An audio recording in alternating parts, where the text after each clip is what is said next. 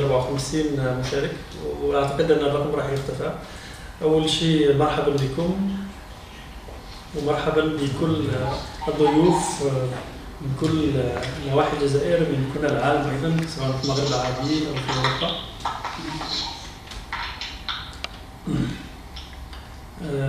راح نبداو الان الاستشاره تاعنا في انتظار حضور الجميع. اعتقد انه الجميع هنايا. الفكره بدايه لازم نحطكم في الامر الواقع، هو باش تفهموا سياق العمل، هو ان الجزائر في صدد الاشتغال على مشروع قانون الفنان. هو مشروع عنده سنوات وإحنا بنشتغل عليه، هو مطلب من الفنانين.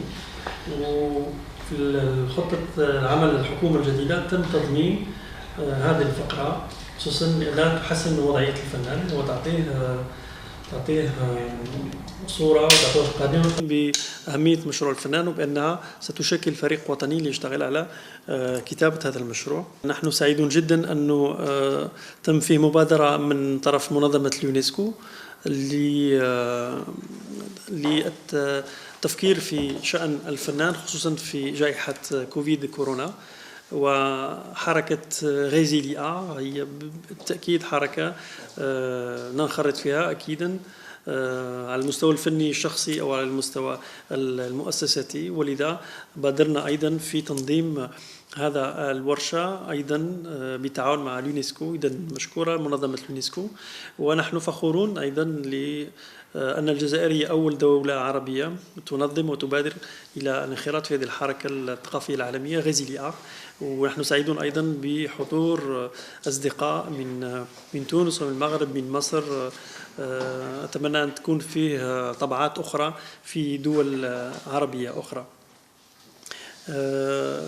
أول شيء حبيت قبل ما نبدأ النقاش هو أنه الجزائر افتقدت يوم أمس أو منذ يومين أيقونة فنية وموسيقية، اللي هو الفنان حميد شريط المدعو ملقب بإيدير، وهو فخر لكل الجزائريين، من الفنانين الأوائل الذين صدروا الموسيقى الجزائرية إلى العالم كله.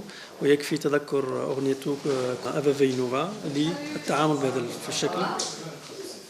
الآن تكون معنا السيدة الوزيرة تقديم كلمة. تفضلي. مرحبا بك. بس الحمد لله. تفضل.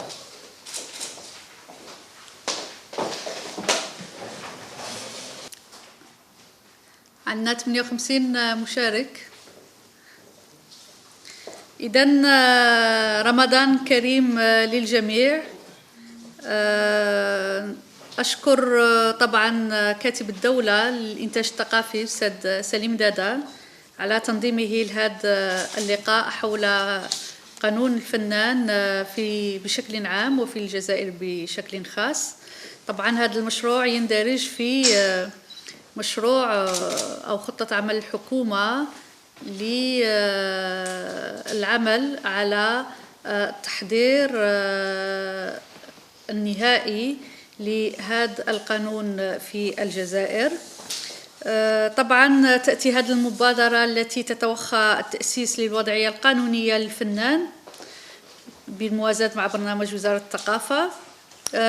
تنخرط بشكل منهجي في المبادرة الثقافية العامة الدولية صمود الفن التي أطلقتها اليونسكو يوم 15 أبريل 2020 حول وضع الفنان وعدم استقراره في أوقات الأزمات والحجر الصحي والأمن من أخطار الوباء. طبعا هذه الفرصة هي طبعا فرصة جميلة لتبادل الخبرات والتعبير عن الراهن ومكانة الفنان في المنظومة القانونية والمهنية الجزائرية بخاصة. ويعد موضوع الفنان موضوعا شغل أجيالا من الفنانين الجزائريين منذ ممارستهم الأولى للفن، حيث سعوا تحت نير المستعمر إلى الظفر بحق ممارسة فنهم ليعبروا عن خلاجات أنفسهم ومجتمعاتهم، مناشدين شحذ الهمم للمطالبة بالحق المشروع في الانعتاق والحرية.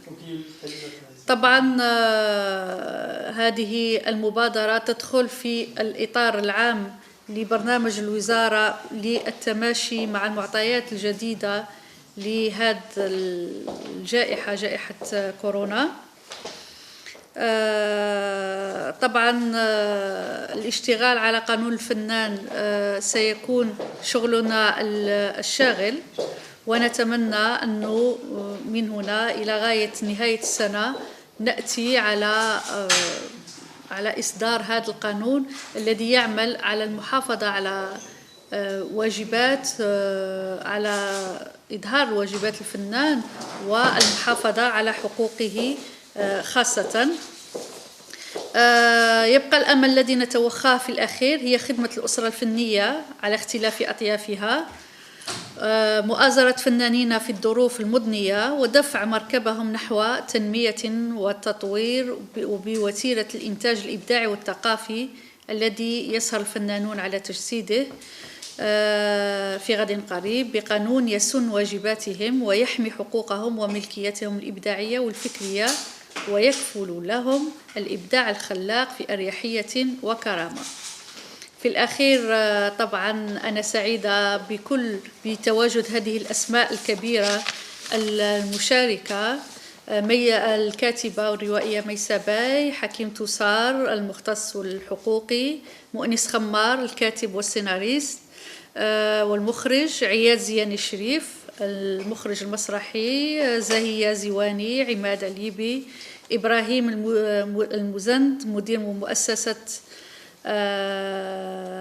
مؤسسة مقاول فيزا تأشيرة للموسيقى ومقاول ثقافي من الجارة المغرب، وكريستين ميركل طبعا من مديرة قسم الثقافة بألمانيا وعضوة باليونسكو. دونك كل هذه الأسماء من شأنها أنها تساعد على توضيح الرؤية وخلق المعنى الضروريين لفهم قانون الفنان في الجزائر، والعمل على تجسيده من خلال كل ما تقوم به الوزارة وكتابة الدولة للإنتاج الثقافي.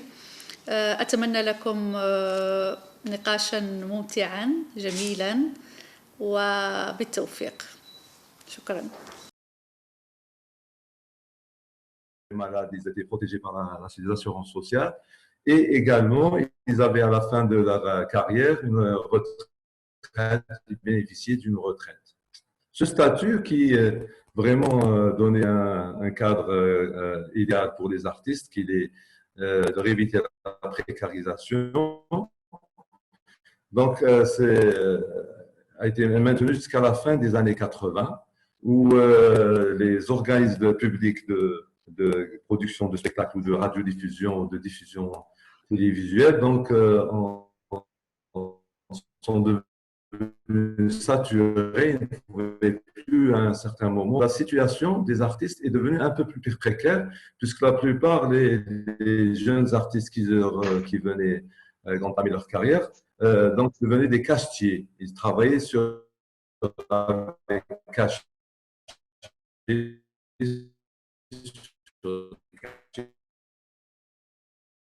Et cette situation a amené l'État algérien à un statut qui la précarisation de la situation.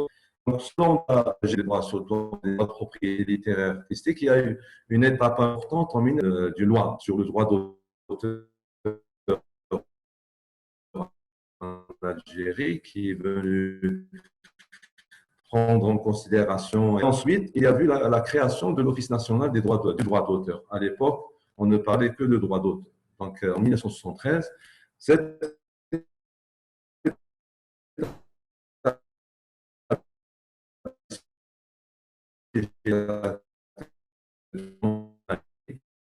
c'est un organisme pluridisciplinaire qui gère toutes les catégories de droit, d'établissements organisés par type de droit.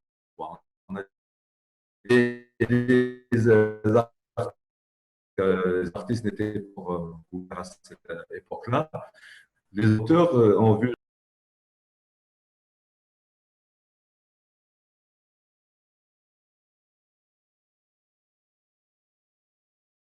appréciable et régulier de la part de l'Office national des droits d'auteur.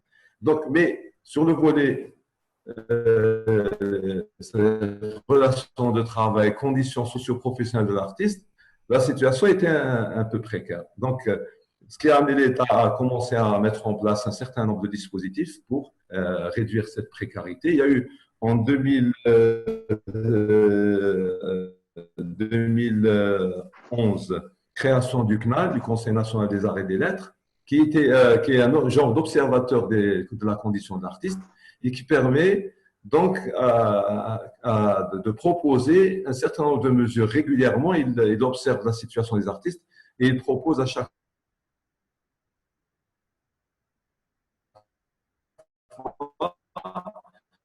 qui améliore la condition de l'artiste. Donc, il y a eu soit d'une carte de l'artiste qui lui permet d'avoir accès à un certain nombre de prestations. Il y a eu aussi initiation d'un texte par le ministère de la Culture sur la protection sociale des artistes en 2014. Ce texte accordait une couverture sociale aux artistes, c'est-à-dire que les artistes qui n'étaient pas couverts par l'assurance sociale ont pu avoir un cadre qui leur permet d'accéder aux soins, rembourser les prestations sociales, et même les accidents du travail. C'est un système déclaratif, c'est-à-dire que c'est là déclaré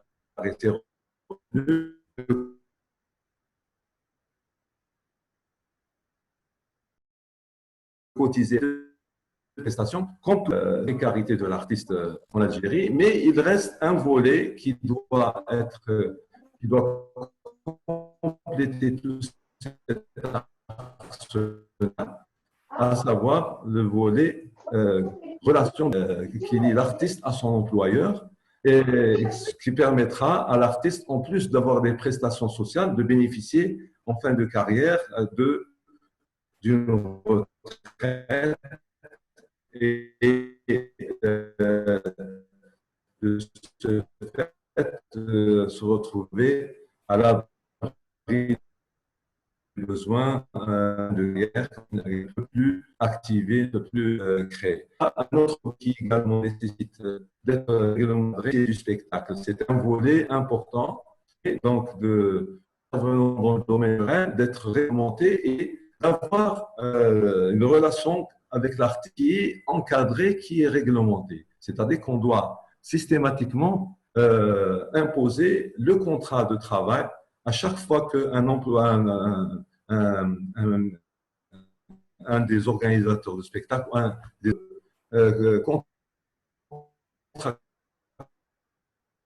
contractualisé avec l'artiste, et de ce fait, de retraite, de sécurité sociale, comme cela se faisait pour leurs aînés qui étaient employés à travers les radiodiffuseurs et le théâtre, les organisateurs de spectacles, etc. Donc voilà, d'une manière succincte, selon le temps qui m'a été imparti, donc la rétrospective de la situation d'artistes en Algérie depuis l'indépendance à ce jour. Je vous remercie. Merci. Yatik Saha, c'est Hakim Tawsar. Merci pour d'avoir respecté le temps et puis d'être succinct et synthétique. Je pense que c'est un document que tout le monde pourrait en faire part. Donc, si tu auras la gentillesse de nous le partager, on enverra à tout le monde comme ça pour avoir des grandes lignes historiques sur ce qui est du droit algérien, sur la question artistique. J'aimerais bien maintenant passer la parole à M. Ibrahim El-Mezned pour savoir ce qu'il en est de la situation au Maroc, par exemple. M. Ibrahim. Voilà. Bonjour Selim, bonjour à tous. Merci pour cette invitation et pour cette belle initiative. Au Maroc, le statut d'artiste date, en tout cas de 2003. Enfin, la première version qui était sortie dans le bulletin officiel en 2003. Un long débat avec les États des artistes. الكتاب المغرب. Et donc, à partir de 2003, il y a eu d'autres débats parce qu'il y avait des lacunes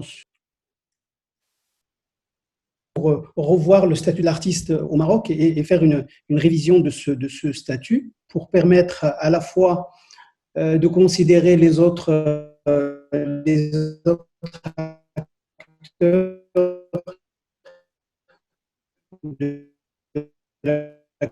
notamment les techniciens, les et à l'initiative du ministère de la Culture, les cahiers de charges pour bénéficier des subventions, que ce soit dans le domaine du spectacle vivant ou dans le secteur des arts visuels. Donc il y a eu à peu près pratiquement un peu plus de 10 millions de dirhams par secteur, ce qui a permis, avec une exigence à ce qu'il y ait un minimum de 60% de bénéficiaires, il faut qu'ils aient une carte d'artiste. Et donc, il y a une commission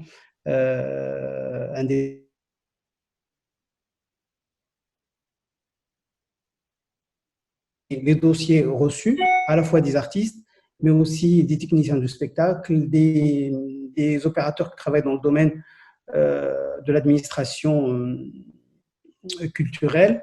Et donc, à partir de 2017, il y a eu donc ce nouveau statut à la fois d'artiste et tout ce qui va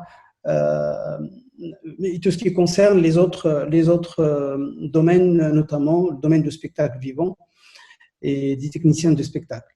Il y a eu également en 2018 une liste de métiers, à peu près 80, des métiers artistiques du spectacle qui étaient intéressants. Bien évidemment, ce statut, même s'il est récent, pose encore débat, et donc il y a un dialogue qui est entamé entre les représentants de chaque secteur, que ce soit les entreprises de spectacle, mais aussi les artistes. Également, il y a une chose qui est aussi importante, c'est le bureau de droit d'auteur au Maroc, qui est un des plus anciens en Afrique, parce qu'il date de 1965, qui a aujourd'hui vu exploser sa recette grâce à la copie privée. Et d'ailleurs, il y a une initiative que je trouve intéressante en cette période assez délicate, c'est que le BMDA, enfin le bureau de droit d'auteur, a fait le choix de distribuer les royalties par mois au lieu de tous les 2 ou 3 mois comme il faisait avant, ce qui a permis aux sociétaires de bénéficier, en tout cas d'atténuer la situation qui est assez particulière en cette période de Covid-19 et en cette période qui est particulièrement difficile pour les artistes parce que c'est une des années où pratiquement ils vont avoir pratiquement un travail sur 12, ce qui est assez dramatique pas uniquement d'ailleurs pour les artistes, mais aussi de tous les secteurs de la culture, parce que qu'on le veuille ou non, le premier secteur qui a été à cause de Corona, c'est le secteur culturel. L'Algérie, le Maroc et la Tunisie, c'est que le débat autour du statut de l'artiste est assez virulent, surtout en ce moment. Et je pense qu'il est important qu'on puisse avoir des moments comme cela pour échanger et de voir comment on peut faire évoluer les choses. Et je pense qu'il est aussi essentiel parce que les artistes, c'est important d'avoir un statut d'artiste et d'avoir une carte d'artiste, mais une carte d'artiste, c'est comme une carte Visa, s'il n'y a pas d'argent dans le compte, ça ne sert à rien. Donc je pense que les artistes ont besoin d'opportunités de travail, que leurs droits d'auteur soient soient protégés et qu'ils puissent bénéficier notamment de ce qui est aujourd'hui consommé sur les réseaux et sur les plateformes de distribution pour qu'ils puissent bénéficier de leur création et de ne pas être spoliés. Très bien, Ibrahim. Merci pour ce retour d'expérience. Je trouve. Oui, désolé. Je disais que je trouve que on est sur les mêmes problématiques, que ce soit en Algérie ou au Maroc.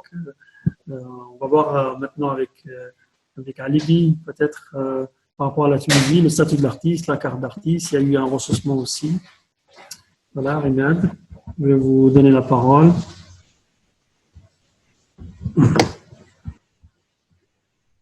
تفضل أيمن. شكرا. Merci beaucoup pour l'invitation. Je pense comme حاب نتكلم شوي بالعربي لأني شفت عندنا أصدقاء ما يفهموش بالفرنساوية. Mais je vais essayer de شوي بالعربي. Je pense d'abord merci parce que c'est une très bonne initiative que m'a قال Ibrahim d'avoir ce genre de débat inter-arabe, maghrébin ou international en général.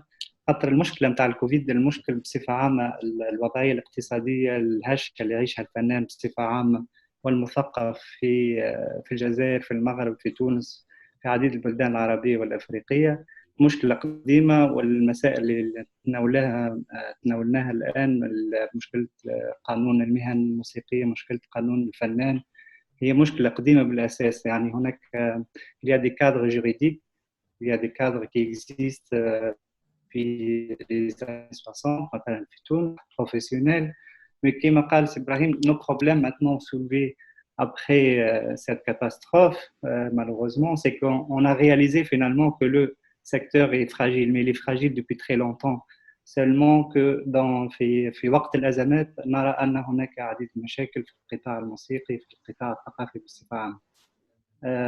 Je pense que يعني تو إذا نتحدثوا على ما بعد هذه الأزمة كيف نقوم بحماية الفنان المثقف في بلداننا لأن لحد الآن مرتبطين بصفة كبيرة بمثلا المؤسسات العالمية فيما يخص حقوق المؤلف فيما يخص أيضا كما ساسام أيضا كما حتى في الفاندنج كيفية إجراء وتعديل القوانين مهم جدا وأيضا كيفية تخفيف بعض المسائل.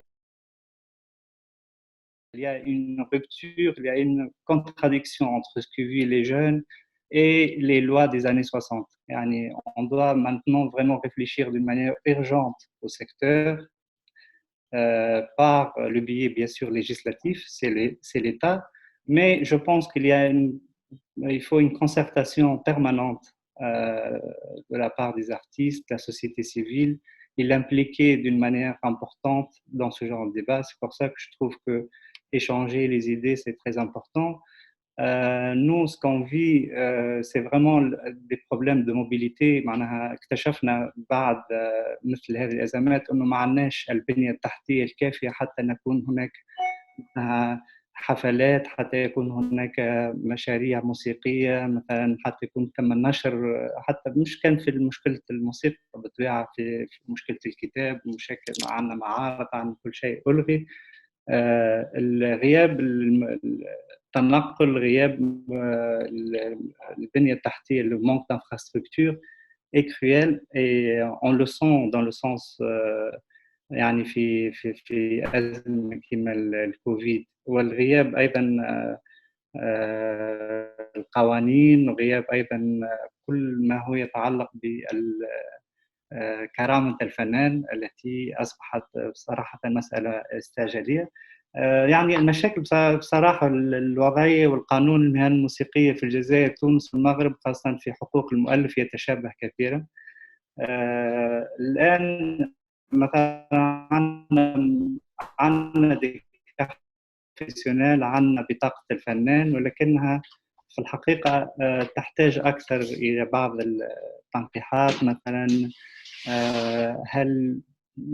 Est-ce que c'est possible, par exemple, d'avoir qui leur permettent d'avoir bien sûr accès à la sécurité sociale, accès à la mutuelle des artistes et accès aussi à la retraite, comme vous l'avez indiqué tout à l'heure.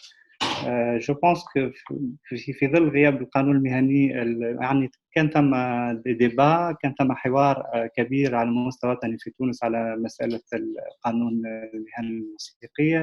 لحد الآن إذا كان ثم تجاوب أكثر من طرف السياسيين وأيضا الفاعلين في الحقل الثقافي وأكثر تفاعل أيضا وتحاور حول الموضوع، يمكن نتعدوا المسألة. لأنه صراحة ce qu'on a comme problème aussi, c'est le problème de la conscience de l'importance de la musique et de l'art et de la culture comme moteur du développement durable, كمحرك أساسي للتنمية الاقتصادية. ما عادش الموسيقى والحفل والكتب ودور النشر فقط للترفيه، هذه مسألة تعديناها من السبعينات. احنا تو في وضعية الموسيقى، الفن، الثقافة بصفة عامة هي معناها نحكو على اقتصاد ثقافي، نحكو أيضا على صناعات ثقافية. يعني كي نقولوا الجملة المعروفة في فرنسا الاندستري ميوزيكال تيباس الاندستري اوتوموبيل، ولا في الداخل.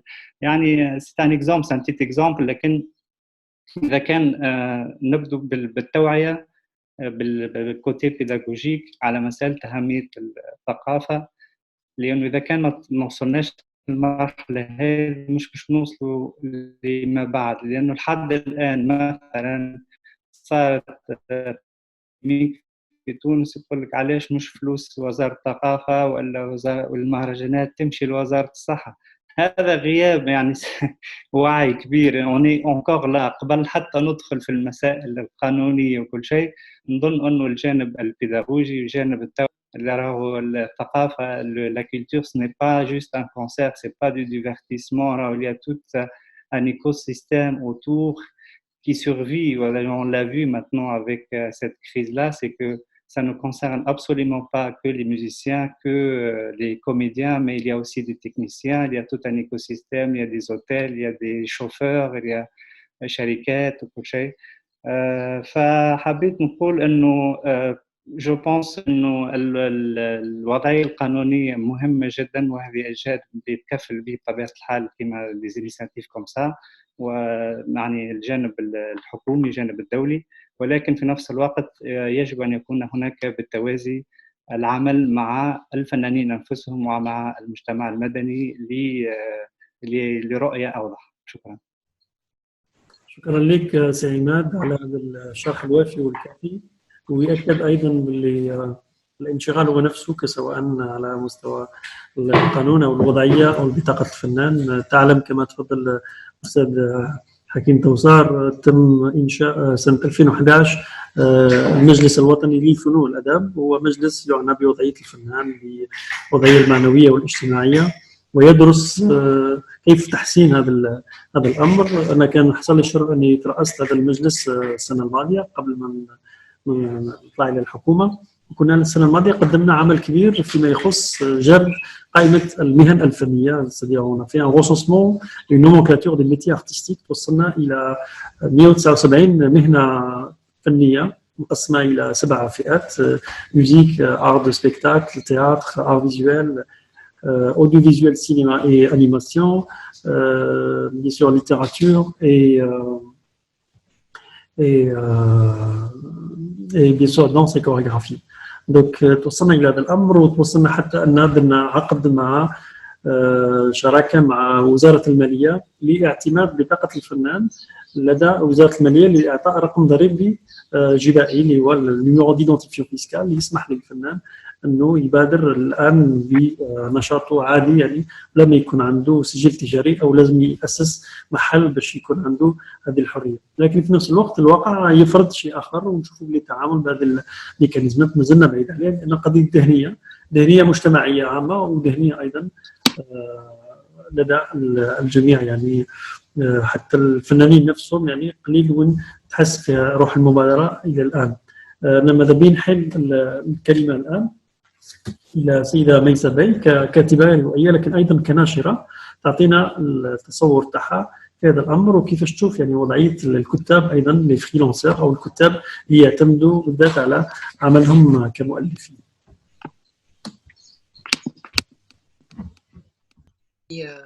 Qui sont... Vous m'entendez? Oui, oui, تفضلي madame. Ah oui, d'accord. Mais au nom des artistes, j'ai été très très intéressée par l'état des lieux qui a été fait par Monsieur Hakim Taoussa. Ça clarifie les choses, ça pose bien, et il a posé exactement, en gros, les problèmes qui se posent aujourd'hui pour la condition, aussi bien la condition sociale que la condition juridique des artistes. Et je crois que les principaux points sur lesquels on doit avancer dans ce domaine-là, c'est la protection. C'est la protection des artistes, d'abord la reconnaissance et la protection. Vous avez parlé de tous, je pense que même Monsieur Brahim Meznet a parlé de carte d'artiste.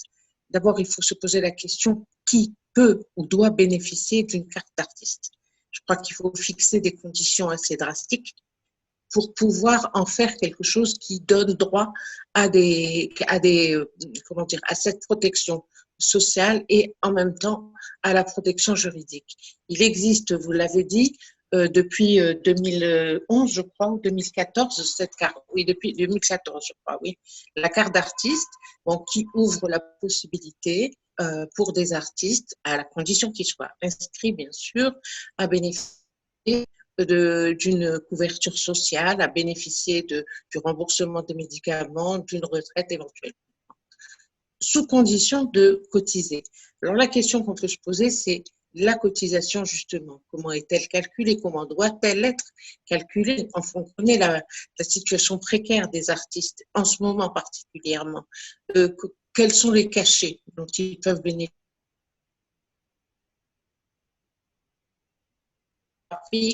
Le théâtre, il n'y a plus de pièces de théâtre, etc. De quel cachet, avec quel cachet vont-ils vivre?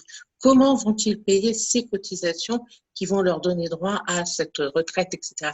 Donc, il y a une question de modulation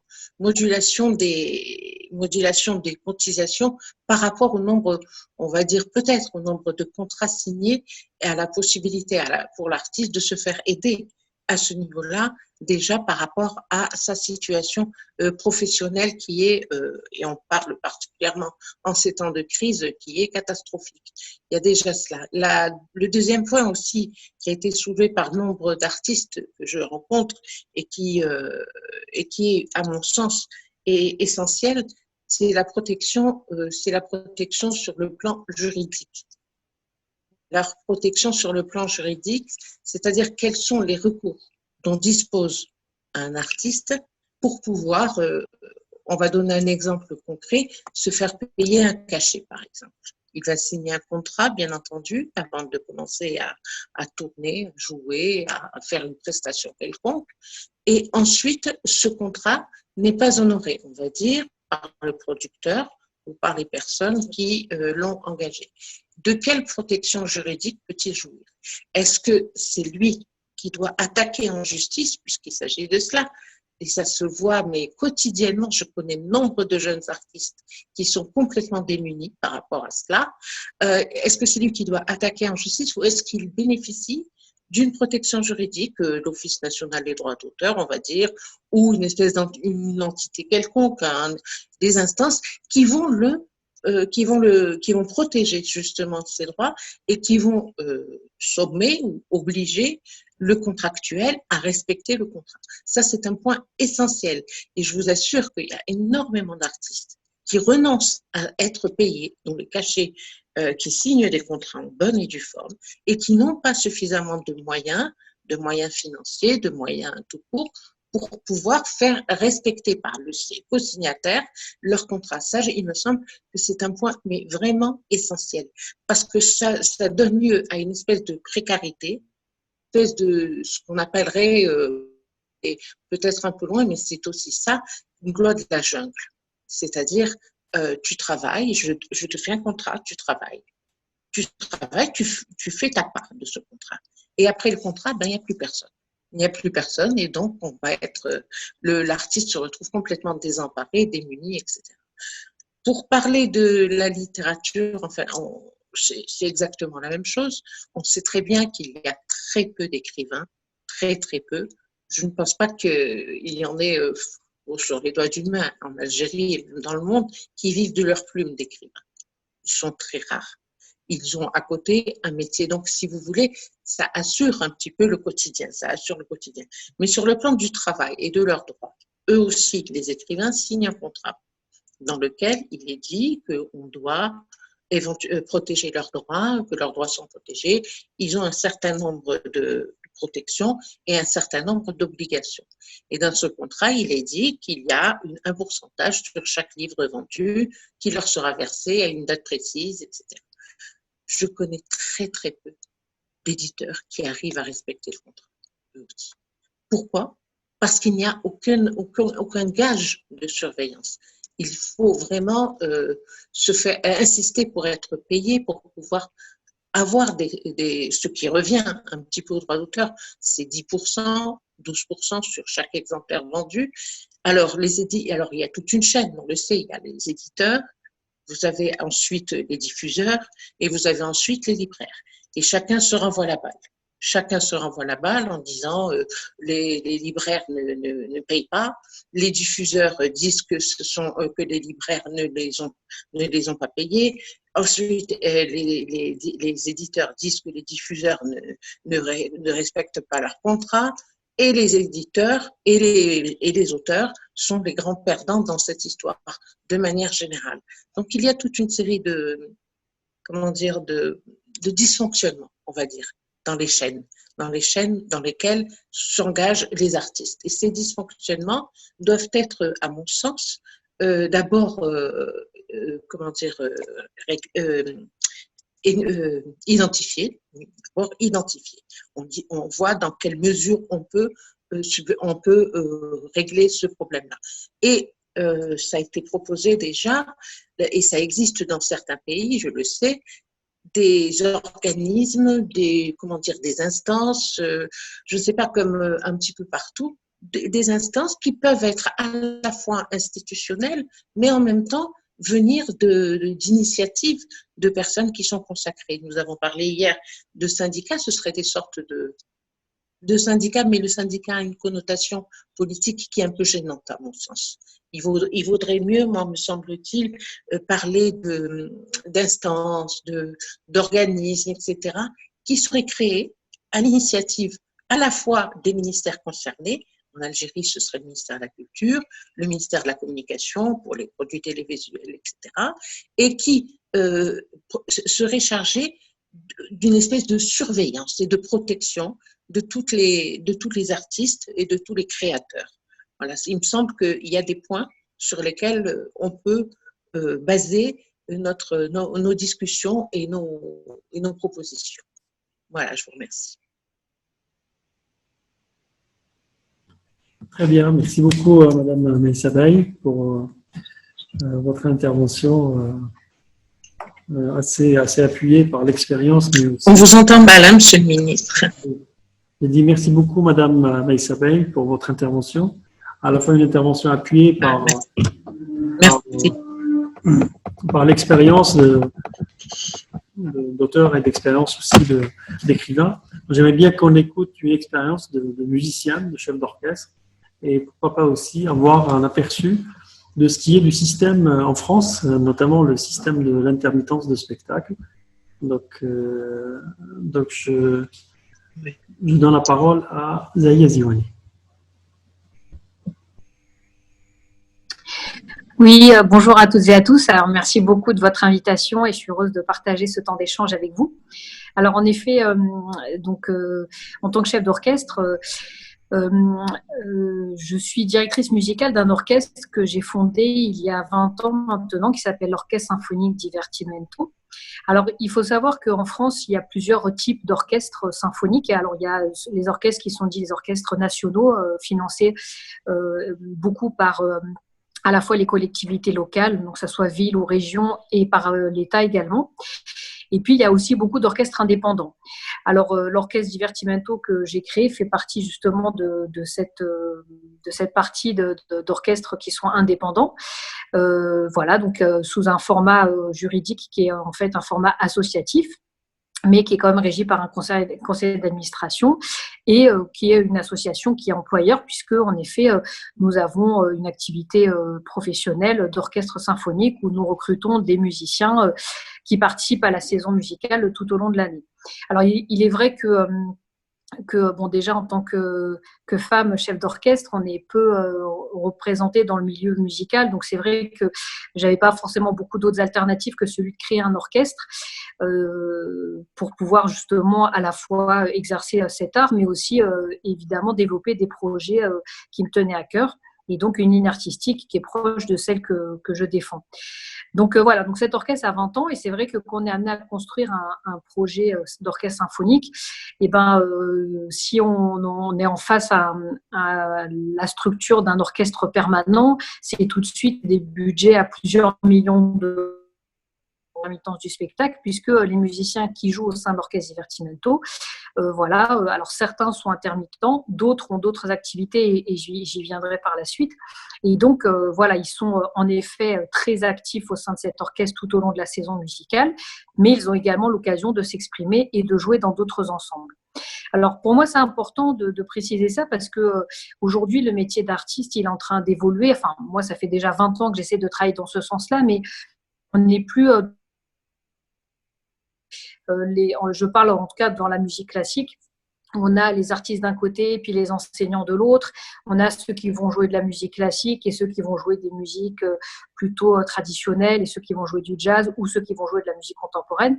Mais moi, je trouve qu'aujourd'hui, un artiste, il se doit de pouvoir justement avoir une certaine polyvalence. Alors, il y a quelques temps, cette polyvalence, elle était souvent un petit peu pointée du doigt comme quelque chose d'un peu dévalorisant, alors que moi, je trouve que c'est au contraire une force, et qu'aujourd'hui, un artiste, il doit à la fois pouvoir monter sur scène, mais aussi être en capacité d'expliquer son métier, d'aller à la rencontre des publics pour pouvoir voilà, donner des clés aussi d'écoute à des publics nouveaux qui viendraient écouter la musique, ou également transmettre d'un point de vue pédagogique également son métier auprès des plus jeunes. Donc il est vrai que si on a des musiciens qui sont uniquement liés à une structure et qui sont permanents dans un orchestre, c'est un peu difficile de pouvoir cultiver cette polyvalence. Et moi, une des choses que je demande à mes musiciens, c'est de ne pas être uniquement actif au sein de mon ensemble, mais au contraire d'avoir d'autres expériences à côté. Et aujourd'hui, l'Orchestre Symphonique Divertimento, même si c'est un orchestre indépendant, il a une place importante dans le paysage musical français parce que justement, on a cette capacité à pouvoir aborder des répertoires très différents, à justement faire se rencontrer des esthétiques musicales qui ne se rencontrent pas habituellement sur les scènes de musique symphonique, à pouvoir mener des projets pédagogiques, justement grâce à la souplesse de ce statut qui nous permet d'avoir des musiciens disponibles pour notre projet, mais également disponibles dans d'autres ailleurs. Et moi, je les encourage fortement à aller aussi avoir des expériences ailleurs pour nous-mêmes enrichir notre propre projet. Alors évidemment, ça c'est sur le côté voilà, plus philosophique et théorique évidemment du concept. C'est pas évident par ailleurs à trouver le bon équilibre entre des musiciens qui vont s'impliquer dans le projet et parfois, quand ils sont dans une certaine difficulté également financière, parfois d'être un peu plutôt préoccupés à chercher un petit peu le cachet Donc parfois, il y a des musiciens qui s'interrogent de savoir est-ce qu'ils doivent s'impliquer, est-ce qu'ils doivent faire telle production d'orchestre, ils vont aller jouer dans un autre orchestre où ils vont plus d'argent pendant un certain moment. Donc parfois, c'est vrai qu'il y a un peu cette course au cachet qui est pour les plus fragiles, qui n'est pas forcément toujours évidente et où je trouve que l'engagement d'artiste parfois perd un petit peu de sa valeur. Alors, ça, c'est évidemment une ligne qui n'est pas toujours simple à trouver.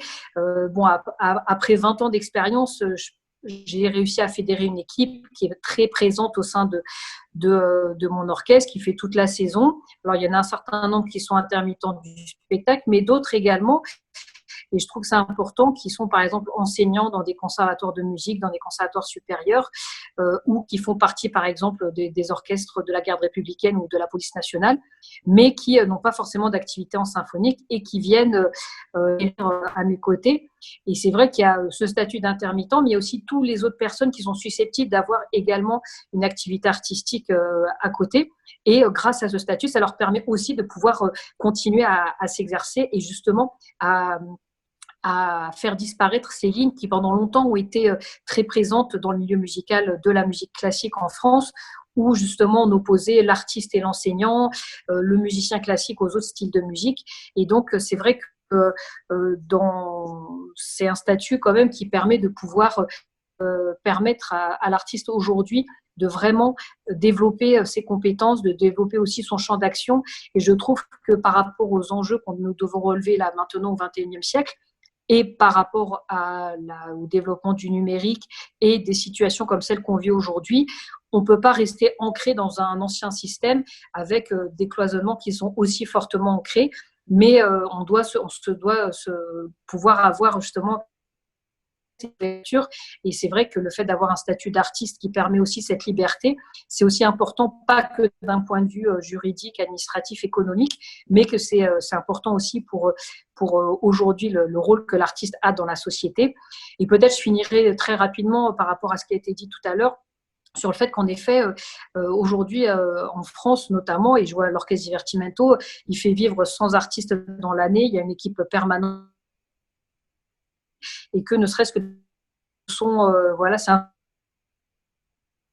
on en a parlé tout à l'heure et je trouve que c'est important de le préserver aussi parce que ça crée des emplois et l'orchestre qui est très implanté dans des territoires très différents en France et notamment dans des territoires qui sont fragilisés, que ce soit la Seine-Saint-Denis ou d'autres départements, et on est aussi nous des employeurs dans ces territoires-là et donc on a aussi un rôle, en plus d'avoir un rôle social, d'avoir un rôle culturel fort, un rôle éducatif très fort, on a aussi une place économique importante et donc c'est pour ça aussi que c'est important de préserver, structurer ce statut d'artiste aussi pour ces raisons-là.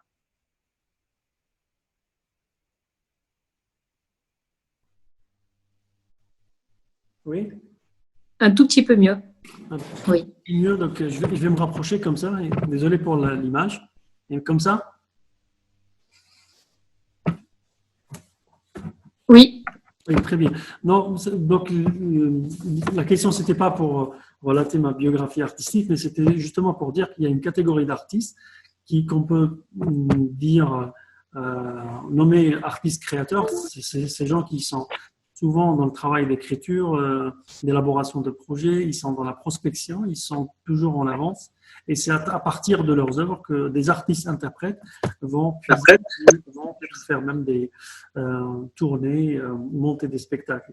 Donc au contraire des artistes-interprètes, les artistes créateurs aussi, même en France, même en Italie, un terrain que je connais un peu, sont aussi délaissés ou un peu lésés par rapport à cette question de volume horaire et un peu vouloir cadrer comme si c'était un travail ouvrier normal. Donc, question que je pose par exemple à un dramaturge et metteur en scène, Monsieur Ziani Chefayed, comment vous faites pour payer vos factures, à part les spectacles et les commandes?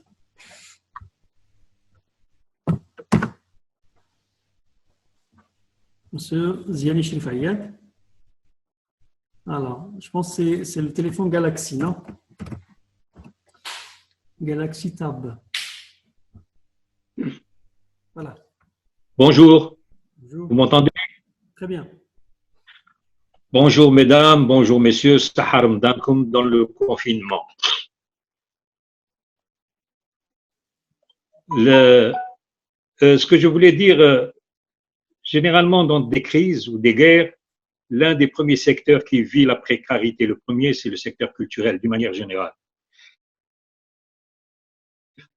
Et moi, j'ai vraiment une pensée pour nos compatriotes, nos amis artistes indépendants en Algérie. Surtout, en fin de compte, c'est la double peine pour eux. Et à la fois, le Covid-19 et en même temps, la Ramadan, c'est le seul moment où ils avaient, du moins, et là, ils sont sans travail et confinés chez eux. C'est vraiment, quand on parle de précarité de l'artiste, là, il l'a subi, mais d'une manière incroyable. Ce que je voulais dire aussi, c'est que ce statut de l'artiste, moi, personnellement, c'est presque l'arlésienne pour moi. Nous avons assisté, et moi, personnellement, assisté à plusieurs rencontres, ça fait déjà des années, où on parlait justement de ce statut et de la précarité de l'artiste. Et ce que je voudrais surtout souligner, c'est que l'artiste, le droit au travail, le droit à la création. Allô, vous m'entendez? Oui. Allô, vous m'entendez? Oui, oui, très bien. Ah, d'accord, très bien. Donc, ce que je voulais dire que pour ce qui est du statut de l'artiste, je crois que à la fois, bien sûr, le droit social, les couvertures, mais aussi, c'est surtout aussi parler du travail, le droit à la création. Donc, quand je suis venu au théâtre les premières années, vers la fin des années 70, j'avais comme repère ceux qui nous ont précédés et ceux qui ont créé un peu ce qu'on appelle un théâtre qui a la culture d'une manière générale et le droit du citoyen à la culture, mais surtout aussi la création qui doit l'accompagner. Donc, une culture et un théâtre qui a du sens. Et cela, ça a été, chez toutes ces personnes, tous ces artistes, a été une espèce de moteur avec la passion. Ils ont tout le temps travaillé dans ce sens-là. Et justement, c'était des contrats précaires à l'époque. Les années 70, c'était des contrats d'une année reconductibles et précaires. Je suis venu, moi, dans ce théâtre-là à partir de ces moments-là, mais nourri justement aussi par le travail, malgré la précarité dans laquelle on vivait en tant qu'artiste salarié dans un théâtre national. Puis est venu, bien sûr, après ce qu'on a appelé le SGT, le statut général des travailleurs, où enfin on a commencé à considérer l'artiste comme un cadre dans la nomenclature des postes de travail. Mais là aussi, pour ce qui est de la précarité, j'étais en fin de compte, moi personnellement, au Théâtre National, j'ai travaillé en tant que professionnel, mais il est arrivé un moment donné où je ne pouvais plus continuer mon travail d'artiste, mon travail de metteur en scène, de création dans une institution qui commençait à être de plus en plus verrouillée. Et j'ai choisi encore une fois la précarité, c'est-à-dire le statut de l'artiste indépendant. Et j'ai créé une compagnie de théâtre indépendante. Pourquoi je dis indépendant? C'est pas privé, indépendant dans le sens où je voulais faire de la création, mais d'une manière beaucoup plus indépendante que la bureaucratie qui existait et qui continue malheureusement jusqu'à présent à exister dans les institutions dites publiques. Et là aussi, encore une autre précarité, c'était le droit à la subvention.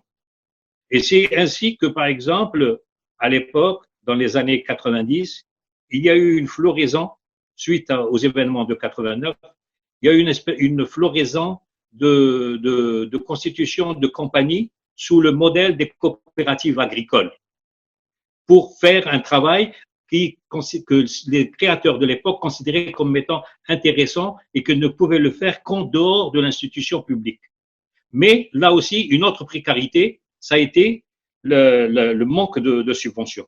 Personnellement, depuis 89 à ce jour, je n'ai reçu qu'une seule fois une subvention pour une production. Et cette production, j'ai pas pu la faire. Il a fallu que j'intègre avec moi le Théâtre National en tant que coproducteur. Donc, c'est vous dire toute la précarité à la fois du statut social, bien sûr, qu'il faudrait revoir cette histoire par exemple, de l'octroi. Et là, je suis d'accord avec Madame Meissabé concernant, et on en a parlé d'ailleurs dans le Conseil national de la culture et des arts, concernant l'octroi de la carte d'artiste qui peut décréter que tel est un artiste et l'autre, il ne l'est pas. Et là aussi, pour revenir, dans beaucoup de pays, d'ailleurs même dans le nôtre à un moment donné, mais qui n'ont pas rempli leur mission, c'est les unions professionnelles. Il peut y avoir des unions professionnelles indépendantes qui, eux, justement, statuent et que eux aussi aident les artistes quand il s'agit, par exemple, de contrats non honorés, des dépassements vis-à-vis de certaines structures par rapport à l'artiste. Justement, ils trouvent des institutions qui pourraient être éventuellement des unions professionnelles pour défendre un peu leur intérêt et défendre aussi, et là, pour revenir à un point aussi essentiel de mon point de vue, si on a à revoir, c'est que tout notre environnement culturel tel qu'il est aujourd'hui est appelé à être revu. En tout cas, en Algérie, je pense qu'une remise à plat de l'organisation telle qu'elle est aujourd'hui par rapport aux institutions de l'État, telles qu'elles fonctionnent aujourd'hui, je crois qu'ils n'ont plus de sens. Nous sommes obligés de le revoir dans un fonctionnement beaucoup plus malléable et beaucoup plus, beaucoup plus intelligent pour une dynamique de création. Voilà pour l'instant ce que j'avais à dire sur ce plan-là. Acteur et metteur en scène, on est tous fiers d'avoir son retour d'expérience. Je tends la perche maintenant à notre amie allemande Christine Merkel, qui est une spécialiste de la Convention 2003 et puis de la Convention 2005 de l'UNESCO, la Convention de la protection et la promotion de la diversité des expressions culturelles, mais aussi à la frôler aussi la politique étant une parlementaire européenne.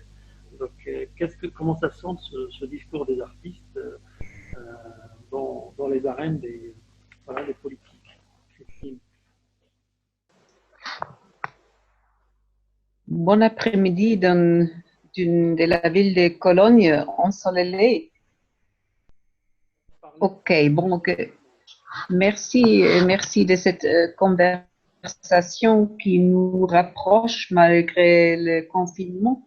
Et comme déjà plusieurs collègues ont évoqué, on est bien sûr dans une situation, comme dit votre titre, à la fois de créativité et de précarité.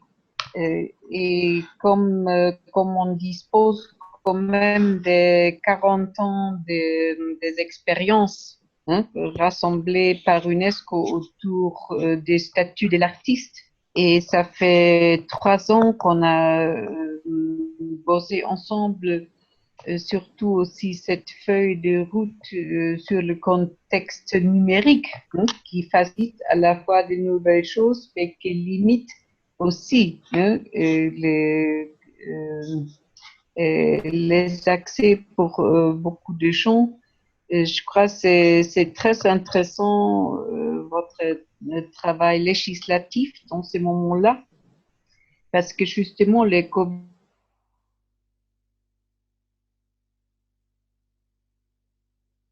cette belle secteur art et culture. Je dirais même une double leçon. Je vois, bon, comme vous savez, l'Europe a été touchée assez fort ces dernières semaines, et ce qui est positivement étonnant, qu'il y a quand même une redécouverte par le grand public de la nourriture artistique, dans le sens justement que dans les situations de confinement, c'était la musique, c'était la lecture, c'était aussi l'activité créative des citoyens qui a beaucoup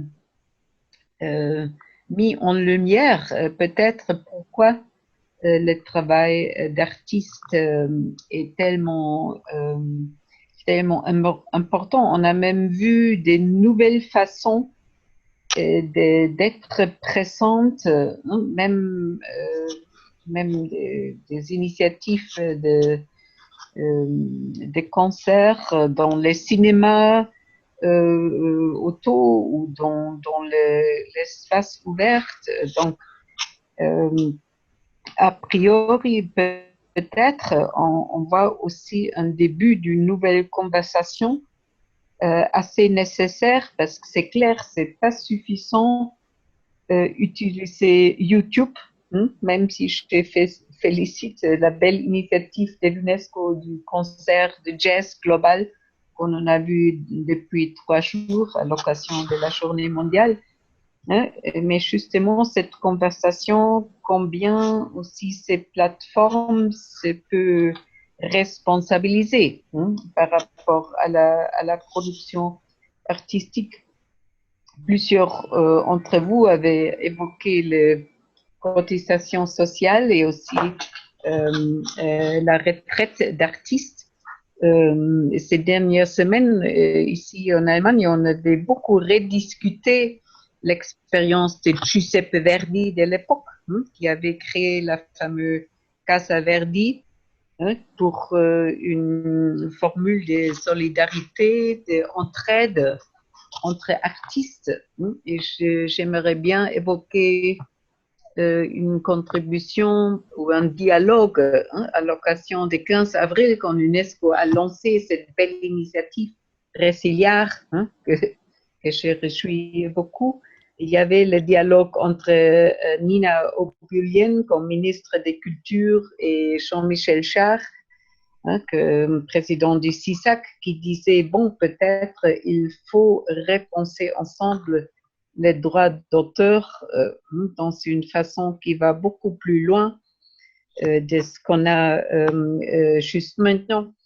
Donc, comme avaient évoqué plusieurs collègues, oui, c'est extrêmement important, votre initiative algérienne de encadrer les statuts législatifs, mais comme mon collègue Brahim Al-Mesnet avait dit, c'est comme les cartes des visas. S'il n'y a pas de ressources derrière cette structure, on reste coincé.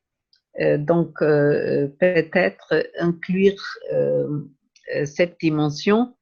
On mène quelques mois de discuter cette notion d'une culture plus équitable, fair culture, qui ouvrirait peut-être de nouvelles pistes. Mais a priori, bien sûr, c'est important qu'il y ait des unions de professionnels qui cherchent ses propres affaires et qui assurent aussi la pertinence du secteur. Donc, bravo de cette initiative et bon courage à tous et à toutes.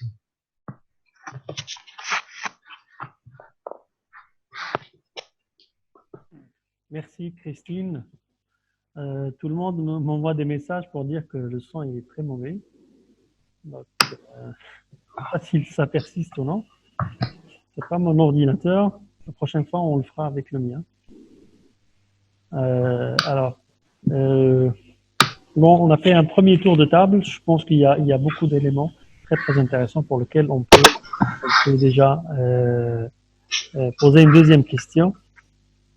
Mais on a Moïse Khammar en tant que technicien, réalisateur et scénariste et aussi producteur de sa propre boîte. Donc, à l'âge de 20 ans, tu as créé, ou 25 ans, tu as créé ta boîte, Moïse. Comment tu fais avec la gestion des techniciens qui sont aussi des travailleurs qui cherchent là où il y a le travail. Donc, ils sont aujourd'hui avec toi, demain, ils sont avec la télévision, autre jour avec une production privée. Donc, comment tu gères ces problèmes du quotidien, mais aussi la question du marché de l'art.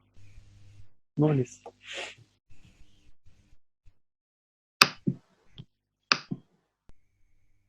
Bonjour tout le monde. Oui. Voilà, donc je vais intervenir en français pour nos amis européens. Et je vais essayer de faire un mélange entre arabe et français. Donc, نبدأ بالعربية bien sûr. بالنسبة أنا راح نتكلم على قطاع السينما في ظل الكوفيد، لان يعني الاساتذه راهم داروا يعني دوره على الواقع بالنسبه لي عندنا هنا في الجزائر. الو tu m'entends سليم؟ تسمعني؟ اوكي. دونك هي بالنسبه للسينما عندها خاصيه، يعني احنا نتكلموا على وضع الفنان،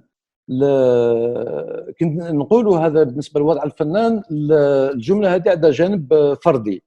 المشكل في السينما هو انه قطاع المشاريع السينمائيه قطاعات مشاريع تتم بطريقه جماعيه. وش معناته؟ يعني اي عمل فني مثلا، اي عمل فني كان مثلا لاديب ولا لرسام ولا لموسيقي ولا في اطار الانتاج الفني تاعو يكون في اطار خاص، وبعد ان يمضي العمل يوصل للميدان الصناعه، الميدان الخارجي. بالنسبه للمخرج ولا السيناريست لا، المخرج والسيناريست لازم يفوت على كل مجالات الصناعه، لازم يخدموا معاه كل الناس اللي نشوفوا اساميهم في الجينيريك باش يمضي العمل تاعو. فالمحترفين تاع السينما متاثرين بطريقه اشد حاله اليوم، لانه اي مشروع فني سينمائي لا يستطيع الانطلاق الا اذا كان هناك ميزانيه. معناته انه اقل تقني، اقل راتب لتقني مربوط بميزانيه جماعيه يجب ان تكون. فهذا اللي يجعل انه الواقع الان انه حتى لما راح نخرج من هذه الازمه ممكن اخر القطاعات اللي راح تتاثر، راح تطول باش تخرج من هذه الازمه هي القطاع السينمائي. وعلى نحدد على هذا الجانب الجماعي انه طبعا هناك عمل كبير راهو يدار بالنسبه لبطاقه الفنان والحقوق الاجتماعيه وهذا، وكما كنت تكلمتوا عليها ويتكلموا عليها تقنيا اخرين. بصح خصوصا في السينما لازم يكون هناك عمل تشريعي اخر يعني بالمشروع ككل جماعيا، بالمشروع ككل جماعيا، معناتها انه لازم يكون هناك افلام، لانه اذا ما كانتش افلام، اذا ما كانتش مشاريع اللي يخدموا فيها 40 50 واحد من المهن الداخله في قطاع السينما، ولا فنان في قطاع السينما ما راح يعني راح يقدر كما نقولوا بالجزائري يسلك راسه. في الميدان السينمائي لما نتكلموا على المخرج ولا نتكلموا على السيناريست اللي نعطوهم صفه الفنان عاده في القطاع السينمائي، اي حل يكون لهم ولا اعتناء بهم ما يقدرش يكون الا اذا دخل معاه التقنيين، لانه هذه التقنيين هما مثل العازفين الموسيقى بالنسبه للمايسترو. فهذا الشيء اللي كنت حاب نحدد عليه، هو انه اذا كانت هناك اي عمليات يعني لدعم الفنانين في قطاع السينما، لازم تاخذ في حسابها دعم المجموعه التي تتدخل في انتاج الفيلم، وهي التقنيين بكل اختصاصاتهم. فهذا شيء مهم جدا. يعني اظن انه لازم يكون هناك دعم مشاريع لدعم الفنان. يعني اذا كنا حابين نحمي عصفور لازم ندعموا الشجره. فهذه l'introduction. Donc ce que j'ai dit, je vais résumer très très rapidement ce que j'ai dit, que dans le secteur cinématographique, il s'agit plutôt d'un aspect collectif, parce que dans la fabrication de l'œuvre, le réalisateur ou le producteur implique forcément plusieurs corps de métier qui rentrent dans le process de fabrication, contrairement aux autres corps de métier. Ça veut dire que dans le cinéma, l'aspect industrie, il est très important dans l'approche de l'artiste. C'est intimement lié. Après, comme a dit Madame Merkel, moi je pense que, en fait, ce virus, cette pandémie, le corona, il est en train de nous donner plein de leçons. Il est vraiment en train de nous donner plein de leçons. Moi, par exemple, j'ai 45 ans. J'ai 45 ans. J'ai jamais entendu le mot humanité autant prononcé dans les médias, par exemple, depuis le Covid. Cette pandémie est en train de nous révéler au fait que finalement, on est beau être organisé et divisé en pays, mais finalement, on est une seule communauté humaine qui habite une planète. Et je ferai la connexion avec notre sujet. Hein, je ne suis pas en train de m'éloigner. Donc, cette humanité, dans sa globalité, a un seul outil de communication possible. Ce outil, c'est l'expression artistique. L'humanité ne parle pas l'anglais, l'humanité ne parle pas le français ou arabe, mais l'humanité parle musique, parle film, parle théâtre. Donc, moi, je pense que comme on est en train de dire que le corona est en train de changer le monde, qu'il y aura une autre réalité économique après cette pandémie, je crois qu'il faut aussi travailler pour qu'il y ait aussi une autre réalité artistique. Ça veut dire réhabiliter l'art, réhabiliter les artistes, non comme quelque chose de prestigieux ou de marginal, mais quelque chose d'une extrême nécessité et priorité. Je vous donne un exemple. On est tous en train de saluer, bien sûr, le formidable travail qu'ont en train de faire les médecins. Et je les salue encore au passage. Mais en dehors de ça, toutes les gens, le monde entier pratiquement est en confinement. Qu'est-ce qu'ils sont en train de consommer dans le confinement? Madame Merkel avait abordé ça, mais il s'agit plus d'une consommation d'un produit culturel 2 heures par jour. Les produits culturels sont en train de gérer tout l'internement à l'intérieur d'une maison. Il s'agit, les gens mis à part leur heure pour faire un peu de sport ou autre chose, soit ils voient un film fait par des cinéastes, soit ils entendent une musique.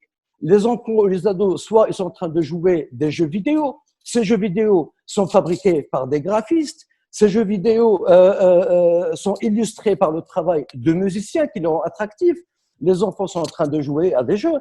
Ces jouets-là sont créés par des designers. La réflexion artistique est en train de gérer tout l'ensemble, pratiquement, du temps que l'humanité est en train de passer en confinement, pour préserver, bien sûr, une santé mentale, en plus de la santé physique. Pourquoi je suis en train de parler de tout ça? C'est que, Monsieur Taoussar, bien sûr, va me corriger après, mais moi, je n'ai pas de compétences de juriste ou juridique, mais je sais quelque chose. C'est que toutes les lois, tout le travail, toutes les lois qui représentent la base du travail juridique, toutes les lois ont démarré à partir d'une idée, d'un principe. Toutes les lois ont été nées, sont sorties de quelque chose qui n'a absolument rien à voir avec le juridique. C'est juste un principe, l'idée morale.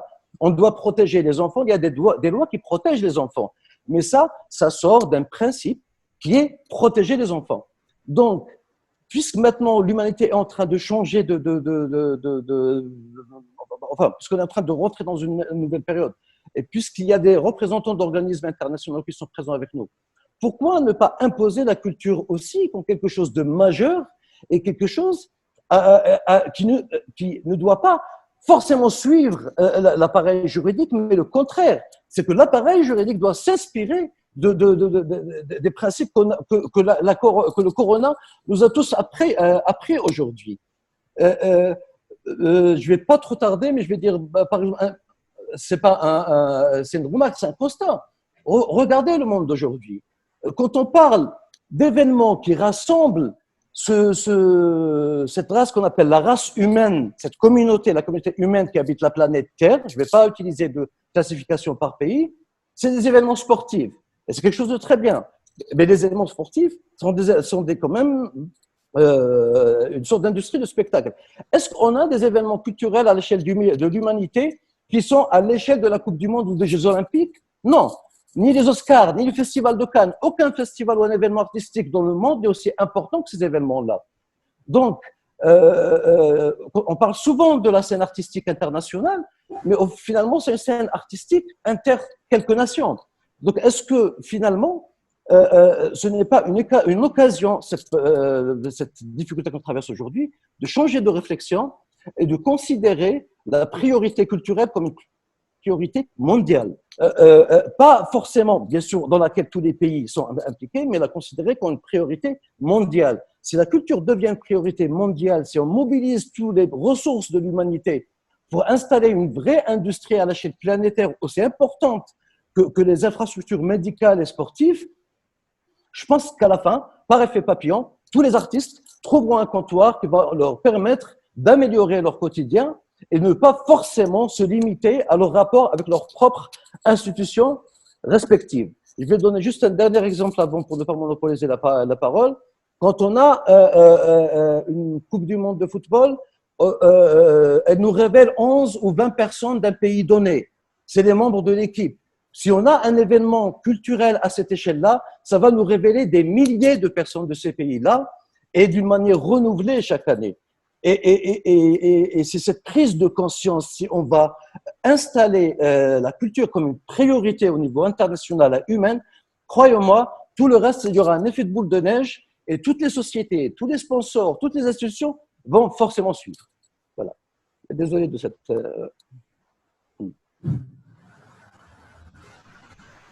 Merci beaucoup, Mohamed, pour ce Merci. plaidoyer, ce coup de gueule culturel que j'admire en toi à chaque fois qu'on échange des sujets par rapport à ça.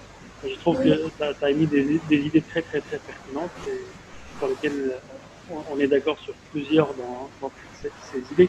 Il faut rappeler, par exemple, ce qui a été donné le 19 avril comme un concert en streaming organisé par Citizen, cette organisation qui a fait appel à Lady Gaga, qui a appelé les artistes, plusieurs artistes. Donc on a eu Andrea Bocelli, on a eu on dirait Jennifer Lopez, Elton John, les Rolling Stones, Lang le pianiste. C'est-à-dire c'est des affiches internationales et à la fin il y a eu une récolte pour un concert qui a duré 8 heures. Il y a eu une récolte de 128 millions de dollars. Pour dire que la culture ne participe pas, mais quand même, et ça a été bien sûr versé dans le compte de la solidarité mondiale pour le Covid-19. Quelque chose aussi de pertinent que tu as dit, que maintenant, le consommateur d'Internet aujourd'hui, on peut dire que la somme ou le volume de consommation culturelle a été multiplié par 2 ou par 3 que d'habitude. Et c'est ces contenus culturels qui donnent justement la valeur à la culture et à ce côté humaniste dont tu parles. Mais le revers de la médaille aussi, c'est que la gratuité aussi de l'offre du geste culturel aussi, nous... Ah oui, on n'entend rien? Oui, je t'entends. On n'entend pas? Difficilement. Vous parlez plus fort, je crois. Ouais. Faut élever la voix, s'il vous plaît. Non, je disais que devant cette consommation massive de la culture qui fait plaisir, bien sûr, et on voit que le volume de la quantité de contenu culturel maintenant s'est multiplié sur toutes les interfaces. Il y a aussi le problème de la gratuité aussi, la gratuité du contenu culturel et de l'usage de la culture d'un point de vue droit d'auteur. Ça, c'est très problématique. C'est-à-dire, ça rend encore précaire la situation de l'artiste parce que, en fin de compte, quand on consomme n'importe quelle chose dans le monde, elle a toujours un prix. Alors, comment on substitue cet acte de solidarité vers quelque chose pour laquelle l'artiste ne sera pas obligé de délaisser une part de ses droits. On rappelle que l'Empire récemment a une sonnette d'alarme par rapport à cette question de consommation et a rappelé le traité de Beijing qui est entré en application il y a une semaine, le 30 avril, qui justement c'est le traité qui prend en charge toute activité audiovisuelle et de spectacle dans l'ère numérique, pour dire qu'il y a des droits aussi, au-delà des droits d'auteur, il y a des droits d'exploitation, des droits de copie, et tout ça, on voit aujourd'hui que c'est piétiné. Donc, devant cela, qu'est-ce que tu en penses, Hakim, pour ça? Mais si je peux juste faire un petit commentaire, je peux? Oui. Oui.